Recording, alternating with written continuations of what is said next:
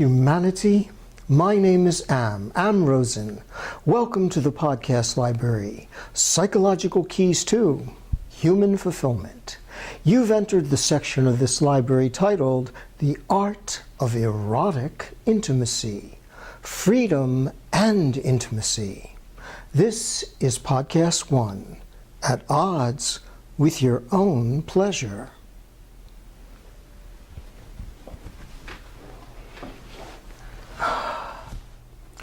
Consider, if you would, what good is freedom without intimacy?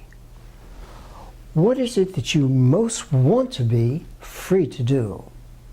Isn't it to become more intimate with the ever-evolving process of the living experience that is you? To some degree, in some manner, everybody wants to experience the pleasuring joys of peace, love, and intimacy. Unfortunately, too often, too many people wind down with the vexing disappointment of alienation, separation, and if you haven't noticed, there's a lot of mass misery rampaging through the human condition.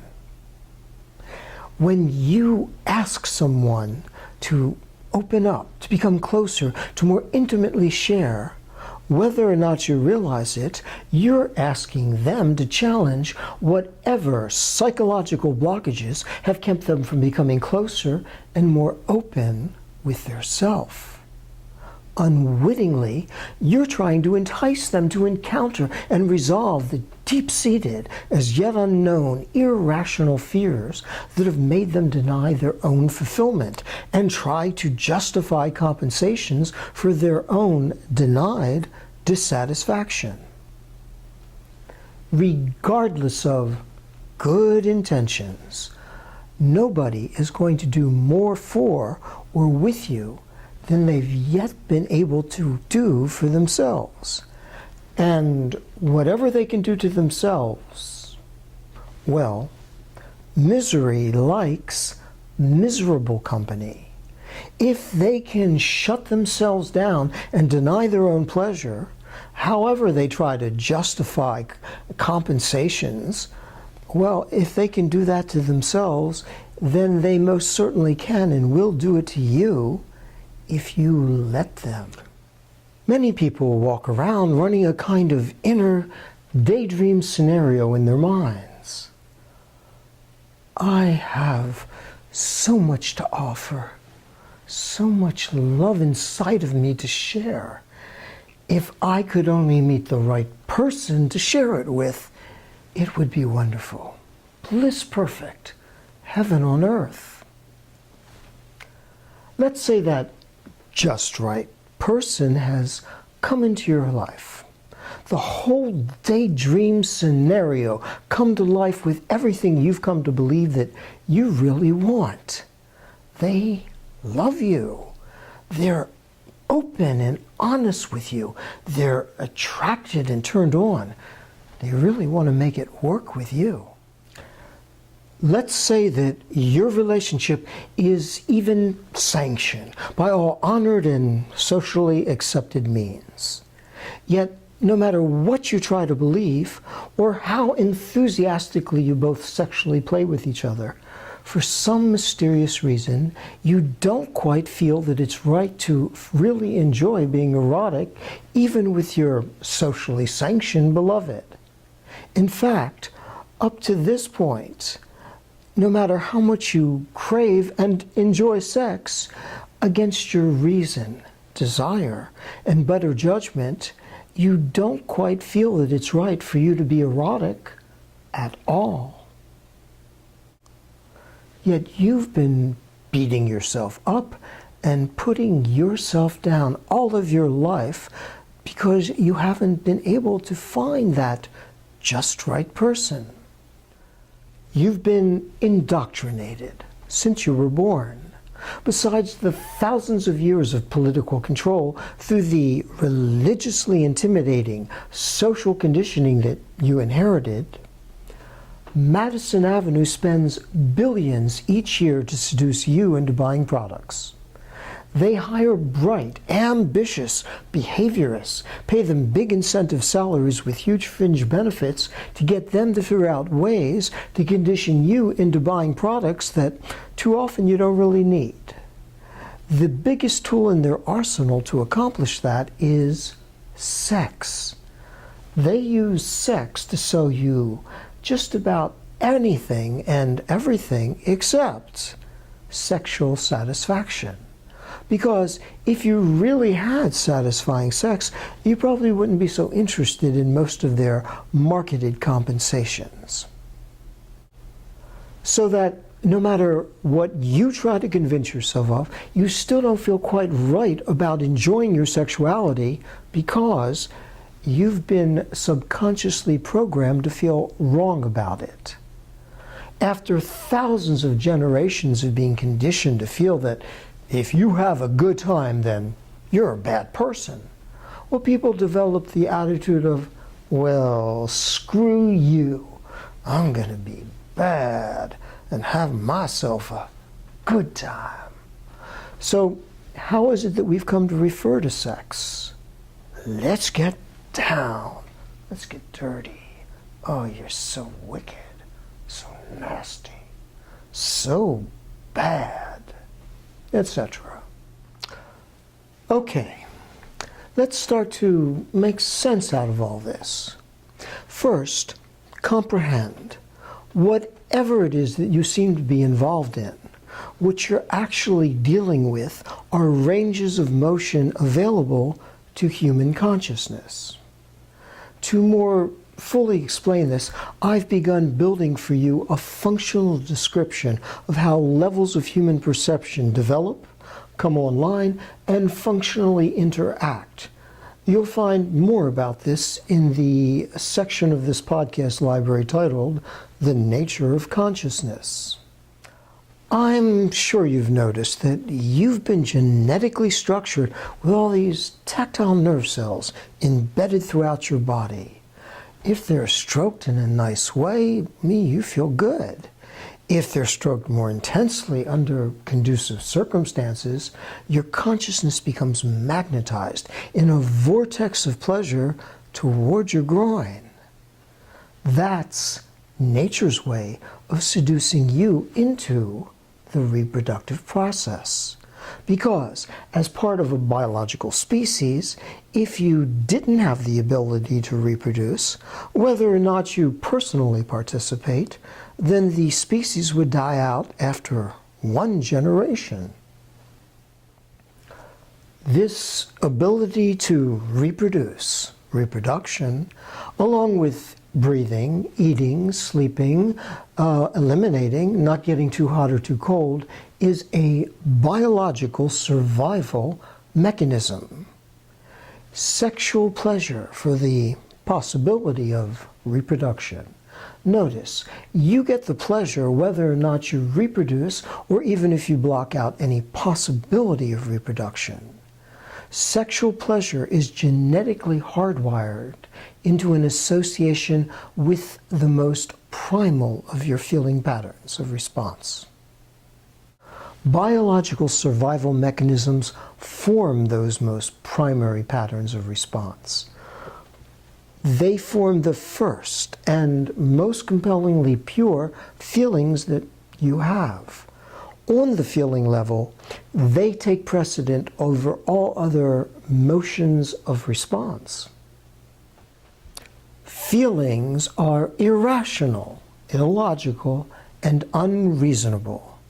The criteria for judgment on the feeling level is very basic. Either you get what you were patterned, conditioned, and or programmed to feel you should want, and if you get it, it produces pleasure, you approach it, and feel satisfied. Or you don't get what you were patterned, conditioned, and or programmed to feel you should want, which produces pain, avoidance, and guilt.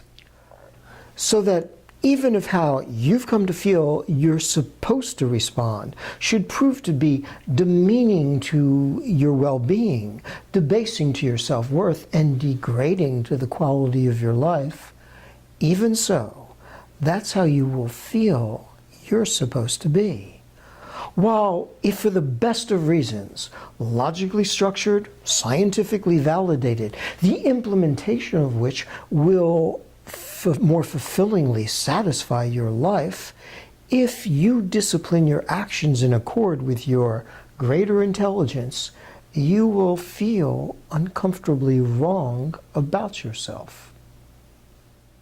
For example, if by some holier-than-thou, morally implied imperative, you were conditioned to feel that you're a miserable, screwed-up sinner and you should spend your life suffering and repenting, well, if that's how you've been conditioned to feel, the only time you'll feel really right about yourself is when you're miserable, screwed up, suffering, and repenting. While if for the best of reasons you choose to defy that, again, you'll feel wrong about yourself. To further illustrate just how ridiculously imbalanced feelings can make a person, even if someone was to sexually molest innocent children, psychologically destroying their lives, well, strictly speaking on the feeling level, this sociopathic molester has been able to release enough inner constriction on their emotionally castrated level to come to feel that they've had a good time. In other words, the primary conditioning of the feelings, distortedly patterned off of the biological survival mechanism of reproduction, has been temporarily placated, so that purely on the feeling level, this person doesn't feel guilty. While on the other extreme, if someone had lived a life of impeccable righteousness, where they've never done anything to morally trespass against another human being's values, well, to satisfy every inane morality that arbitrarily holds sway over the intelligence of people in this world would just about reduce you to a neurotic, self-denied vegetable. In so doing, you would have to deny one of your most basic feelings, sexual pleasure. So you would come to feel guilty. Coming back from such extremes into the so-called norm of adjusted social conduct, if you don't satisfy the reproductive, survival-generated needs for pleasure through associated sexual contact, you've been conditioned to feel guilty. But if you do, after thousands of generations of being politically and religiously bullied by the vague precision of half-baked morals, you've been programmed to think you should feel guilty. Think about that. Damned if you do, and damned if you don't. Doesn't make sense, does it? That's because feelings do not make sense. Even knowing all this, realizing how feelings are processed in your consciousness and not wanting it to be that way, still hasn't changed the way that you feel. That's how incredibly tenacious these feeling-based emotional patterns of response are. Feelings can keep you fixated against your will, no matter what you may think. And remember, your feelings control your physical level of consciousness, so that even if for the most intelligent of reasons, you've come to think that it's right and healthy for you to be sexually liberated and active, yet if you still feel that it's wrong for you to be that way, and as of now most of you still do, then your feelings will subconsciously reorient you towards subliminally sabotaging the well-being of your body. That's one of the contributing factors as to why so many people are physically prone to metabolic malfunction with their gender equipment, as well as susceptible to sexually transmitted diseases. The good news is that once you gain control and can consciously reroute your feelings at will, they can be just as tenacious in helping you to achieve what you really want. In the next podcast, we'll start to examine how all this confusion and hostility between the sexes got started. Thank you for lending your consideration. Until we meet again.